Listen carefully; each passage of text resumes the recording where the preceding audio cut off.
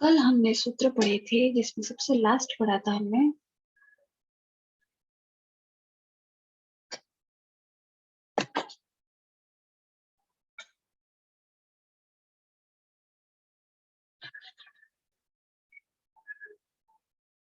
ये गति बुद्धि प्रत्यवसानार्थ शब्द कर्म कर्म काणा मणि कर्ता स अणव। ये टोटल 5 अर्थों के अंदर ण्यंत और अण्यंत इन दो प्रकार की धातुएं हैं, उनके कारण कर्म की स्थिति बता रहा था। 5 कौन सी अवस्थाएं? गति अर्थक, बुद्धि अर्थक, प्रत्यवसान को हम बोल सकते हैं भक्षणार्थक, शब्द कर्म और अकर्मक। इन धातुओं की अण्यंत अवस्था जब होती है तब ये होते हैं, तब जो कर्ता होता है अण्यंत अवस्था जब निच प्रत्यय नहीं लगा होता। निच प्रत्यय किस अर्थ में होता है ये देखते हैं।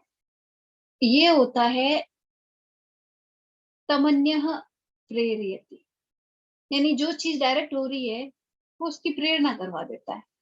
लाइक एक शत्रवः स्वर्गम अगच्छन्, शत्रु स्वर्ग में जा रहे हैं, और शत्रुन स्वर्गम अगम्य, शत्रुओं को स्वर्ग में जाया जा रहा है, शत्रुओं का स्वर्ग में जाया जा रहा है।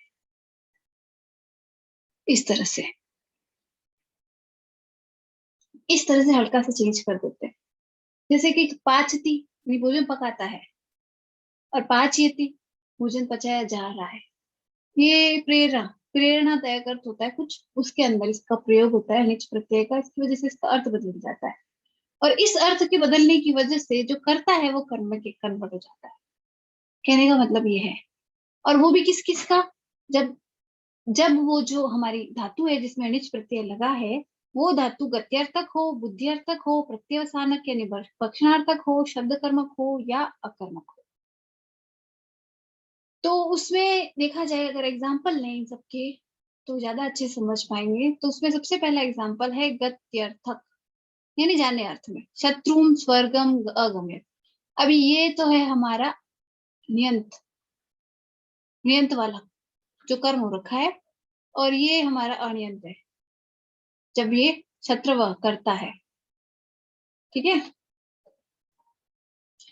ये प्रथमा बहुवचन का शब्द है और ये द्वितीय बहुवचन का शब्द है ना।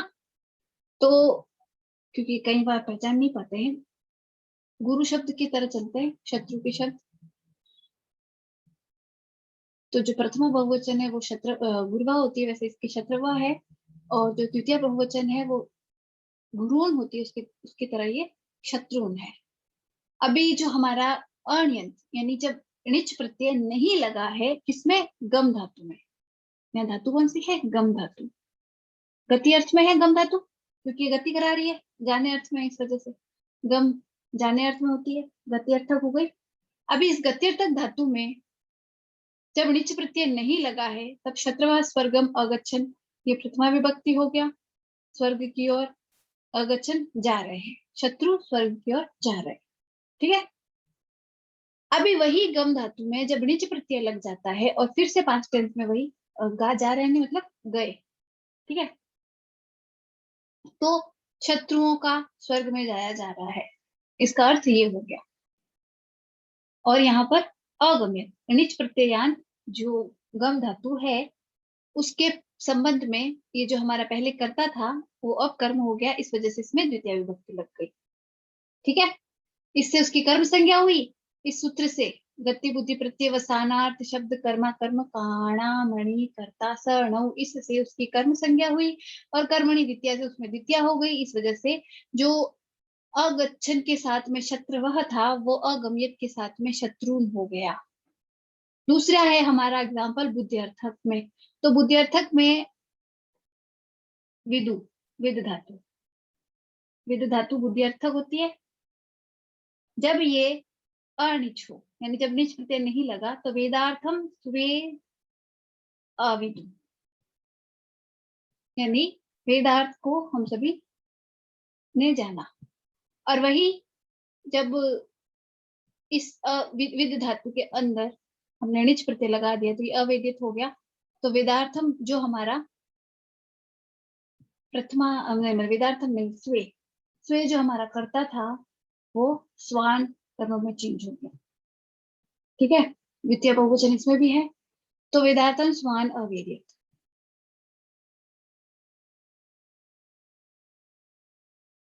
इस तरह से चीजें बदल गई।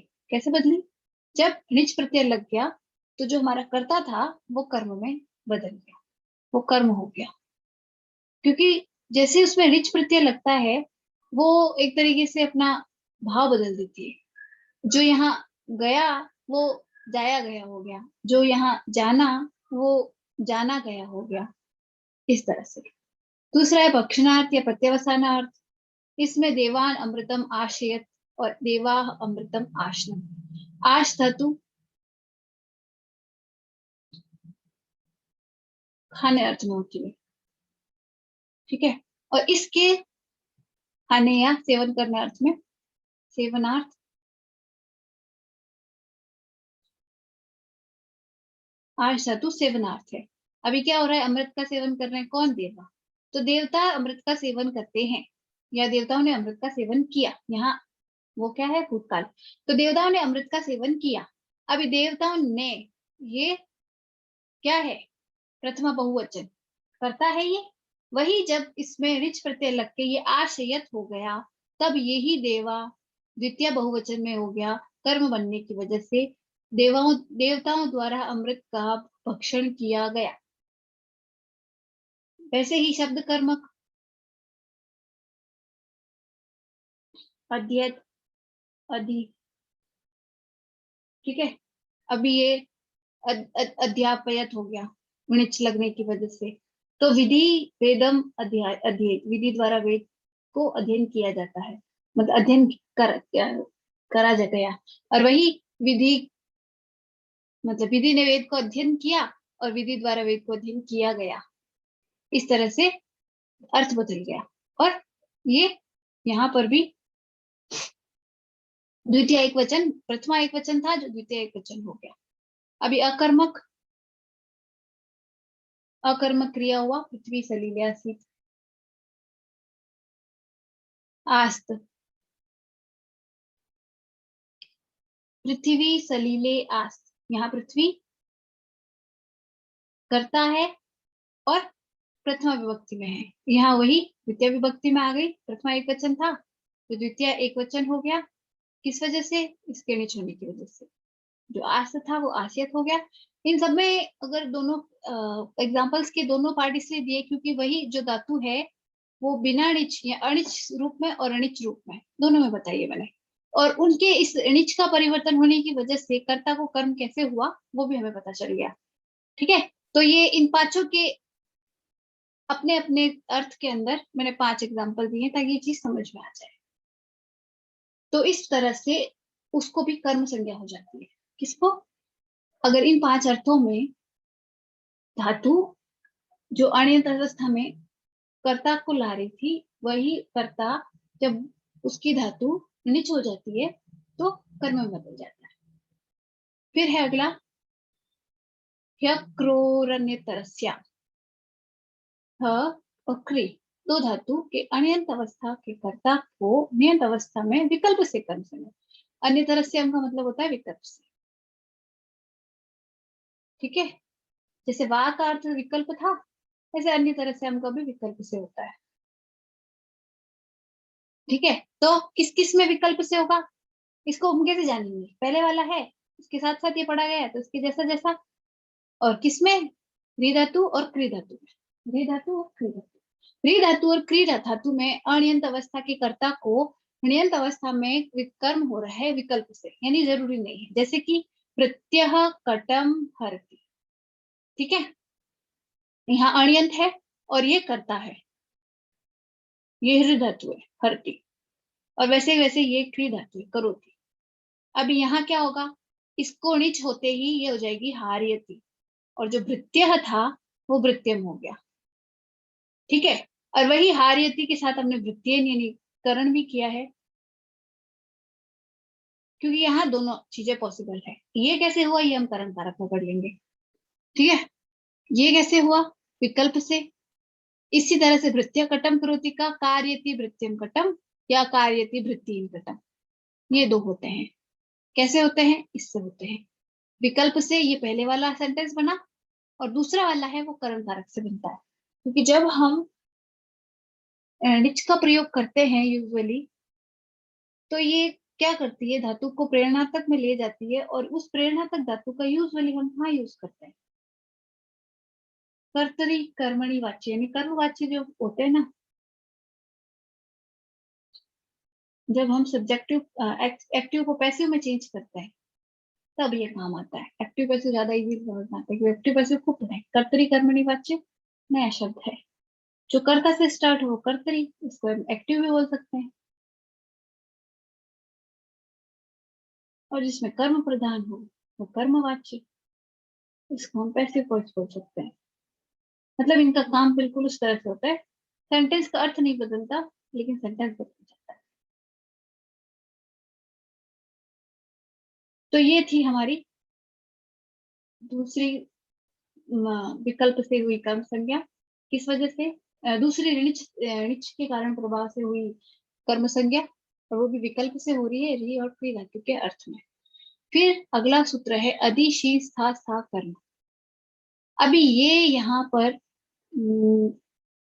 ऋच का काम खत्म हो गया, अभी अगला काम शुरू हो रहा है कि किसके किसके अर्थ में कौन सी धातु हो तो उसको कर्म संज्ञा हो जाएगी। तो जब अधि वर्ग पूर्व में हो तो शी स्था और आस, ठीक है, इन तीनों के धातुओं में जो आधार है, धातुओं का आधार क्या होगा? धातुओं का आधार होता है जहां वो काम कर रही है। धातु क्या करती है? क्रिया का काम करती है। मतलब धातु किस लिए लेते हैं? क्रिया की जगह यूज करते हैं ना। तो जो वो क्रिया जिस आधार पर हो रही है उस, हेलो, किसी यस के मैम। किसी की एंट्री हुई शायद, मतलब एक बार माइक से आवाज आई इसलिए देख रही थी। ठीक है, कंटिन्यू करती हूँ, फिर से बोलती हूँ। अधि, हाँ, तो जो आधार है, मैं आधार बता रही थी कि धातु का आधार क्या होता है। धातु क्या करती है? धातु को हम क्रिया के रूप में यूज करते हैं। तो वो जो क्रिया जिस जगह पर हो रही है वो उसका आधार हुआ, ठीक है। यूजुअली आधार कोई जगह होती है, स्थान होता है, मतलब उस क्रिया के होने के लिए वो स्पेस चाहिए, उस स्पेस को हम आधार बोलेंगे। तो वो जो आधार है किसका? उस धातु किन धातुओं का? शीन, स्था और आस का। कब? जब इन तीनों धातुओं से अधि उपसर्ग जुड़ा हुआ हो, तो इन तीनों धातुओं का जो आधार है उसकी कर्म संज्ञा होगी, ठीक है। बाकी आधारा अधिकरण, मतलब अधिकरण होता है आधार को, आधार को अधिकरण संज्ञा होती है, और अधिकरण में सप्तमी लगती है। लेकिन ये इस सूत्र को रोकता है कि जब आधार हो तब कर्म संज्ञा कैसे होती है कि अगर अधि के संपर्क में शीन, स्था और आस ये तीनों धातु हो तभी ऐसा होगा, अदरवाइज तो आधार को हम अधिकरण किया करते हैं। अभी इसका एग्जाम्पल देखते हैं जिसमें ये तीनों आ जाती हैं। अधिशेते शीन धातु है, अधि उपसर्ग पूर्वक। फिर स्था धातु से अधितिष्ठति, अधितिष्ठति में स्था धातु है अधि उपसर्ग पूर्वक, और अध्यास्ते में आस धातु है अधि उपसर्ग पूर्वक। तो इन तीनों का एक ही सिंगल एग्जांपल दे रही हूँ। उसमें है वैकुंठम हरि, यानी जहां पर सोते हैं, बैठते हैं और आसीन करते हैं, हरि, वो जगह वैकुंठ है, ठीक है। अब यहाँ वैकुंठ नहीं हुआ, उसका रीजन है ये अधि उपसर्ग पूर्वक ये तीन धातु। क्यों? क्योंकि उससे इसकी कर्म संज्ञा हो गई, इस वजह से इसमें द्वितीय लग गई। तो ये सूत्र इतना बताता है। इसी की तरह ये अभिनिवेश है, ये भी वही करता है कि अभिनी समुदाय पूर्वक, यहाँ समुदाय क्यों लिखा है? क्योंकि अभी एक अलग उपसर्ग है और नी एक अलग उपसर्ग है, ठीक है। तो इन दोनों का जो समुदाय यानी दोनों हो अगर, तब अगर यहाँ समुदाय नहीं लिखते तो अभी या नी में से कोई भी हो सकता था। समुदाय लिखने की वजह से अगर दोनों हैं तभी काम होगा, अभी उपसर्ग और नी उपसर्ग दोनों के पूर्व में होने पर, ठीक है। विष धातु हो अगर तो उसके आधार को कर्म होगा। अब आधार हमने बता दिया क्या होता है, जहाँ हमारी क्रिया काम कर रही है वही। तो यहाँ विष धातु क्या कर रही है, अभी और नी के साथ मिलके अभिनिवशते समागम, ठीक है, सन्मार्ग में अभिनिवेशन।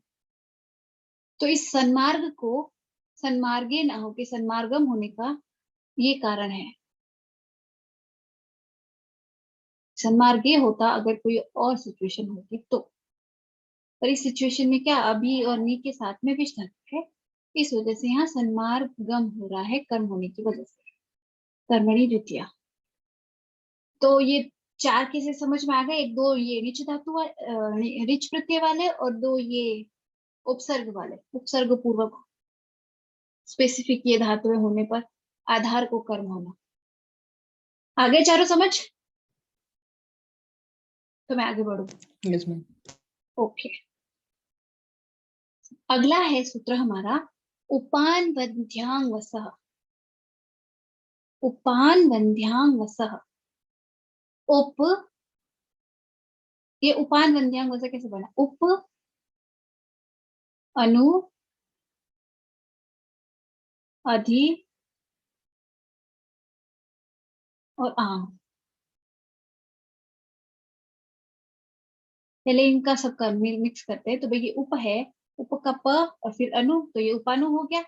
नु का उ और अ, यण आदेश होके व हो गया, तो ये हो गया उपान्व, ठीक है। फिर व, फिर अधि का ई और आ, तो अध्या, उपानवध्या, उपानवध्याम, फिर वसः। वसः क्यों, वस धातु है यहाँ पे। तो उप अनु अधि और आम उपसर्ग पूर्वक अगर वस धातु हो तो उसके आधार को कर्म संज्ञा होगी। बिल्कुल ऐसा ही है जैसा पहले वाला है, बस यहाँ हमने शब्दाय नहीं बताया, यानी इनमें से किसी के भी ऊपर आगे अगर वस धातु आएगी तो इन चारों का सिंगल एग्जांपल लिखते हुए हमने लिखा है कि उपवसति, अनुवसति, अधिवसति, आवसति, वा वैकुंठम हरि। बिल्कुल ऐसा ही अर्थ है इसका जैसा पिछले वाले का था कि जहां पर विवेक वसते हैं, अनुवस्ती, अधिवस्ती, आवस्ती, मतलब इन सारे उपसर्गों के जो वस धातु के साथ में अर्थ बढ़ेगा, आवस्ती यानी आकर निवास करते हैं, अधिवस्ती। तो जहां पर भी ये सारे कर्म हरि करते हैं वो वैकुंठ है। इस वैकुंठ को वैकुंठे न होके वैकुंठम होना का रीजन है कि इस आधार को इन सब की वजह से कर्म संज्ञा हुई है, ठीक है, जिसकी वजह से अदरवाइज आधार को अधिकरण होता है। ये भी वैसे के वैसे ही अधिकरण को छोड़ के कर्म करा रहा है। ये भी आ गया होगा समझ में। अगला लिखते हैं अंतरा अंतरेण युक्ते। अंतरा अंतरेण युक्ते, अंतरा और अंतर के योग में भी द्वितीया होती है। यहाँ जब भी अंतर या अंतरेण दोनों में से कोई भी वर्ड आएगा वहां सीधा द्वितीया लिखानी है, ठीक है। तो यहाँ एक एग्जांपल दिया है अंतरेण का, बिल्कुल ऐसा एग्जांपल बना है, अंतरा त्वाम माम हरि, यानी कि तुम्हारे और मेरे बीच में हरि है। वैसे अंतरा और अंतरेण दोनों का उपयोग होता है दो चीजों के बीच का अर्थ, वहां इस स्पेस में अगर कुछ होगा तो उसको बताने के लिए इसका यूज होता है, ठीक है। इसमें डायरेक्ट द्वितीय हो रही है, कोई संज्ञा वगैरह नहीं होती। अभी हम आगे वाले सूत्र में देखेंगे एक संज्ञा जिसको बोलते हैं कर्म प्रवचनीय। यहाँ कर्म प्रवचनीय को इसके साथ क्यों नहीं लिखा, दोनों का सूत्र अलग अलग क्यों लिखा है, तो इसका वजह रीजन वही है जो मैंने कारक में पढ़ा था। ये कारक बता रहा था कि इसके आगे के जितने भी सूत्र है उसमें वो अपने आप टपक जाएगा, बिल्कुल वैसे के वैसे कर्म प्रवचनीय आगे कई सारे सूत्रों में अपने आप आ जाएगा, ठीक है। तो यहाँ इसने पहले तो इसमें करी है कर्म प्रवचनीय संज्ञा, उसके अलावा और भी काफी सारे सूत्र है, और यहाँ कर्म प्रवचनीय युक्त होने पर द्वितीय होती है, ये बता रहा है कि अगर कर्म प्रवचनीय संज्ञा हो तो उसके योग में द्वितीय होती है, ठीक है। अभी ये अनु था,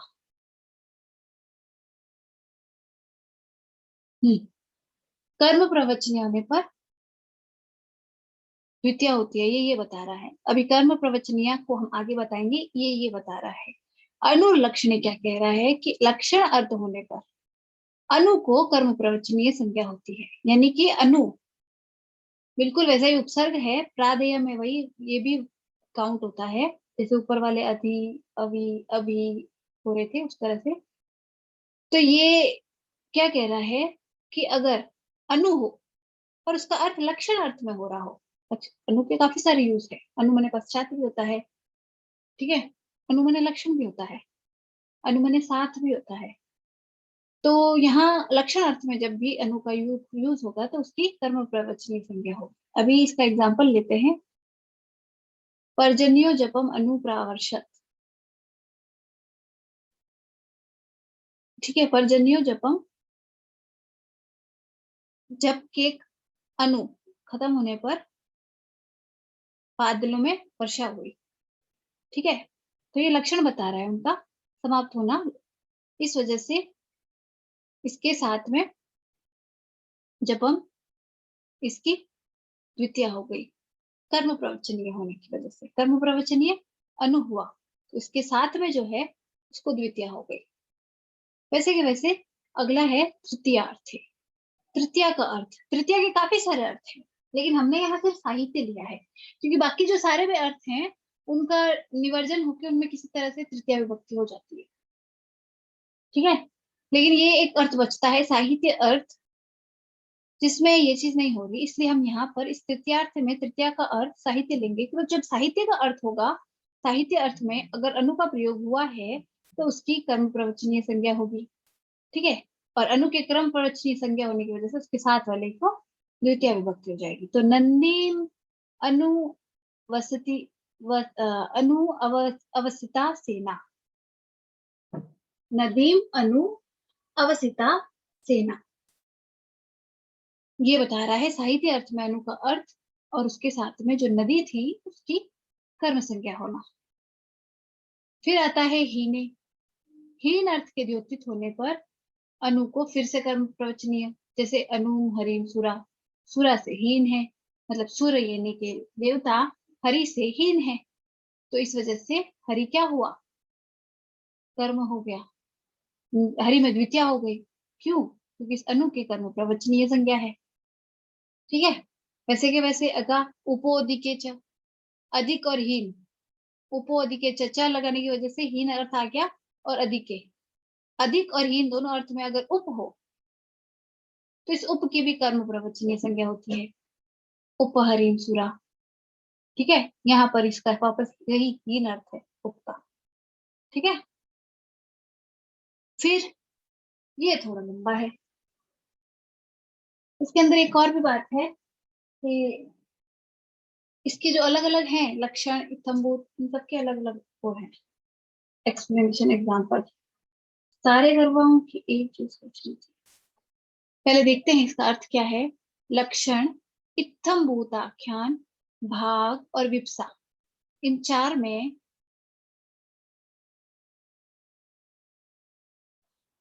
प्रति, परि और अनु, प्रति, फिर परि और अनु की वजह से पर्यन, पर्यनु हुआ, और फिर उसमें विभक्ति लग के पर्यनवः, ठीक है। तो प्रति, परि और अनु अगर इन चार अर्थ में हो, इन चार में से किसी भी अर्थ में हो तो उसकी कर्म प्रवचनीय संज्ञा होती है।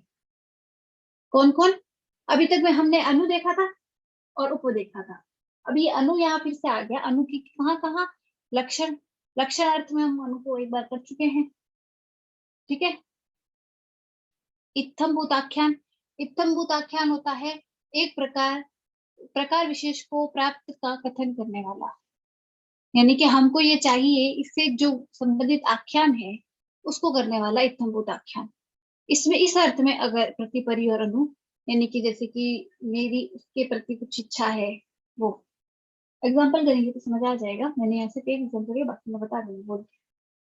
तीसरा है भाग, स्वीकार्य अंश का स्वामी, यानी कि भाग यानी एक पार्ट मिला है जिस किसी को, तो वो जो भाग जिसका पास है वो उस अर्थ में अगर प्रतिपरि या अनु हो तो, और विप्सा, विप्सा इच्छा एक तरीके की होती है उसको, तो इन चारों में से किसी का भी अर्थ में अगर प्रति, परि और अनु, ये तीन अगर आए तो इनकी कर्म प्रवचनीय संज्ञा होती है, इनके कर्म प्रवचनीय होने की वजह से क्या होगा, इनके साथ वाले को द्वितीय विभक्ति हो जाएगी, ठीक है। अभी इसका एग्जाम्पल लेते हैं। सबसे पहले है लक्षण या ज्ञापक बताने वाला। अब लक्षण अर्थ के अंदर अगर हम देखें तो है वृक्षम प्रति, वृक्ष को बताने वाला, तो वृक्ष की ओर जाता है। वृक्षम प्रति, वृक्षम परि और वृक्षम अनु। वृक्ष की ओर, दो तीनों वृक्ष की ओर जाने के अर्थ में यूज हो सकते हैं, हो सकते हैं, इसलिए ये लक्षण का उदाहरण हो गया। ठीक है, ये लक्षण का उदाहरण हो गया, वृक्षम प्रति, वृक्षम परि और वृक्षम अनु। फिर दूसरा क्या है, इत्थम्भूत आख्यान। इत्थम्भूत आख्यान का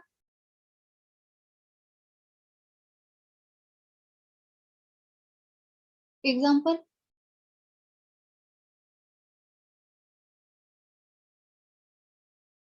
तो हम लिखते हैं भक्तो विष्णु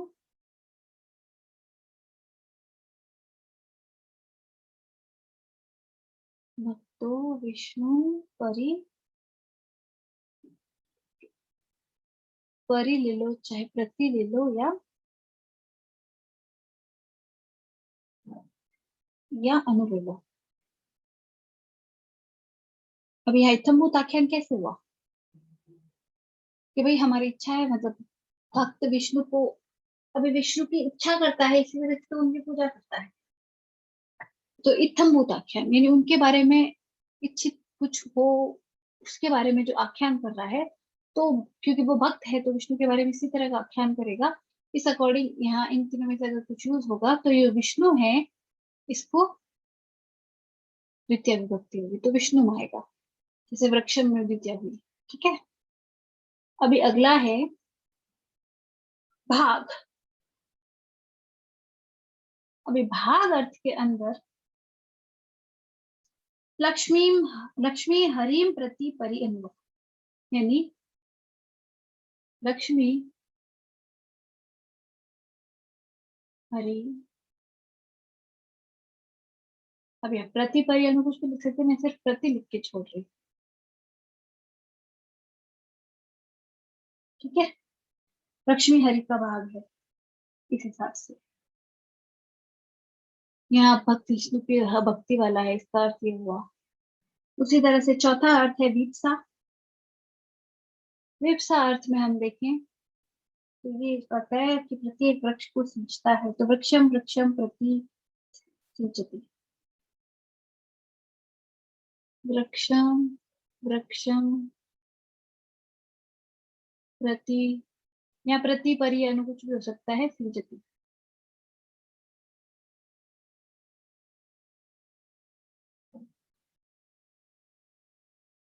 इस तरह से ये एक और एग्जांपल हो गया विप्सा के अर्थ में।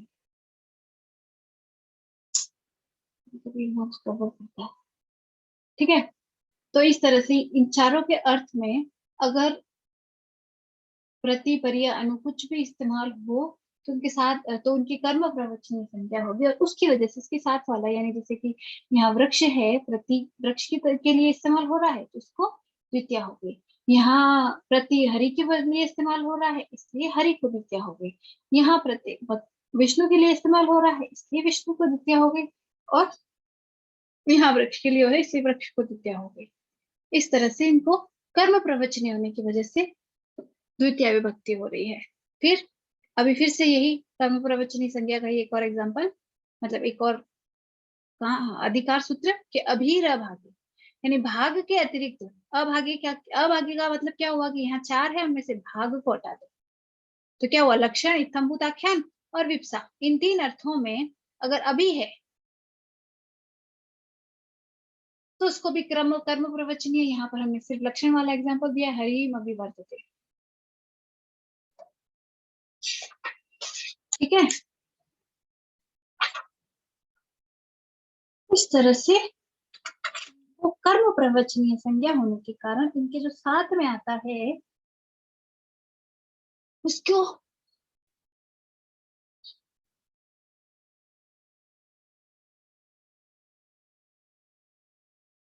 द्वितीय हो जाती है, हरिम अभिवर्तित।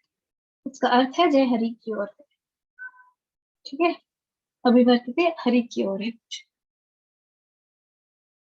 फिर है अधि परि अनर्थ को, यानी कि अर्थ रहित होने पर, अनर्थकों का मतलब अर्थ रहित होने पर अधि और परि को भी कर्म प्रवचन संख्या होगी। ठीक है। वैसे अगला है सुह पूजाया, पूजा अर्थ के द्योति होने पर सु को कर्म प्रवचनी संज्ञा होगी, तो उसके साथ में जो आएगा जो पूजा का अर्थ में है उसको द्वितीय हो जाएगी। जैसे सुस्तुतम, सु आया पीछे स्तुति, स्तुति पूजा का अर्थ हुआ, इससे स्तुतम हो गया। यहाँ ऐसा लिखा जाता है कि भाई यहाँ सु के पीछे पूजा क्यों लगाया, सीधा ही सु लिख देते तो भाई वहां पर निंदा के अर्थ में आ गया तो गड़बड़ हो जाएगी वहां, क्योंकि द्वितीय नहीं होगी तो कर्म प्रवचनी संज्ञा का मतलब भी नहीं। इसलिए कर्म प्रवचनी हमें उसी को करना है अगर पूजा अर्थ में, स्तुति अर्थ, पूजा अर्थ जो भी है। फिर अतिक्रमण, अतिक्रमण और पूजा अर्थ में च आने की वजह से पूजा अर्थ हो गया, और अति है अतिक्रमण अर्थ और पूजा अर्थ हो गए। अगर अति हो तो अति को कर्म प्रवचनी संज्ञा हो गई, अति देवान कृष्ण, इस वजह से देवान में द्वितीय हो गई। ठीक है, मतलब देवों को कृष्ण ने अतिक्रमण किया है यहाँ पर, या पूजा करी है देवों ने कृष्ण की, इस तरह से। अभी या कृष्ण ने देवों की पूजा की है, यहाँ इसका अर्थ है कृष्ण ने देवों की पूजा की है। फिर अपि पदार्थ संभावनान्वसर्ग गर्हा समुच्चयेषु, यहाँ इसने लिया है अपि शब्द को। अपि शब्द में क्या, पदार्थ संभावना अन्वसर्ग गर्हा और समुच्चय, यानी पदार्थ संभावना अन्वसर्ग गर्हा और समुच्चय, इन सभी अर्थों में अपि की कर्म प्रवचनी संज्ञा होगी। जैसे हमने यहाँ पर पदार्थ में लिया है सर्पिशो अपि स्यात्,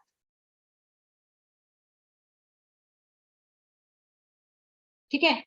इस तरह से पदार्थ संभावना अन्वसर्ग गर्हा और समुच्चय, इन सब में कर्म प्रवचनी संज्ञा होगी अपि की। वैसे वैसे कालाध्वनोर और अत्यंत संयोगी, कालवाचक और मार्गवाचक यदि अत्यंत का संयोग हो, कालाध्वनोर अत्यंत संयोगी, अत्यंत के संयोग से फिर यहाँ पर भी द्वितीय होगी, कर्म प्रवचनीय यही तक था। ठीक है, तो मासम अदिते कालवाचक बता रहा है, इस वजह से यहाँ अत्यंत, अत्यंत का संयोग कैसे है यहाँ पर, अत्यंत का संयोग ऐसे है कि इसका अर्थ क्या होता है, इसका अर्थ होता है मासम अधीते, मास भर निरंतर पढ़ता है, अधीते मतलब अध्ययन करना, तो ठीक है, जो मास भर अध्ययन कर रहा है, अब मास भर अत्यंत है तो अत्यंत का संयोग हो गया, इसलिए वो मासम हो गया, विद्या हो गई उसकी, मासम अत्यंत हो गया, ज्यादा हो गया, इस वजह से कालवाचक, कालवाचक मासम हो गया। और उसी तरह से अगर हम मार्गवाचक देखना चाहें तो हो जाएगा क्रोशम कुटिला नदी, क्रोशम कुटिला नदी,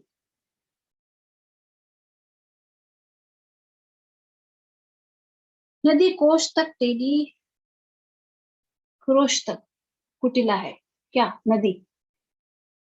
और जब ये इस तरह से हो गया है क्या, मार्गवाचक अत्यंत हो गया है क्रोश, इसकी वजह से इसको द्वितीय हो गई, द्वितीय विभक्ति का प्रयोग होगा फिर नदी में। ठीक है, नहीं, द्वितीय नदी में नहीं होगा,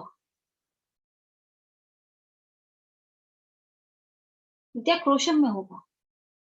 क्यों, मार्गवाचक तो यही है ना, मार्गवाचक अत्यंत तो क्रोश, जैसे कालवाचक अत्यंत ये मासम था, मार्गवाचक अत्यंत तो ये क्रोश है, इस वजह से इसमें द्वितीय हुई है, इसमें द्वितीय हुई है। तो जिसके अंदर कालवाचक और मार्गवाचक से अत्यंत का संयोग हो रहा है उसी में डायरेक्ट द्वितीय होगी, वहां इसको नहीं होगी। ठीक है, इस तरह से ये हो गई हमारी द्वितीय विभक्ति कंप्लीट। समझ में आ गई पूरी? हाँ मैम। ओके, अब कल से हम तृतीय विभक्ति पढ़ेंगे और उसके आगे की बाकी की विभक्तियां, जैसे कल तो संडे है ना, परसों से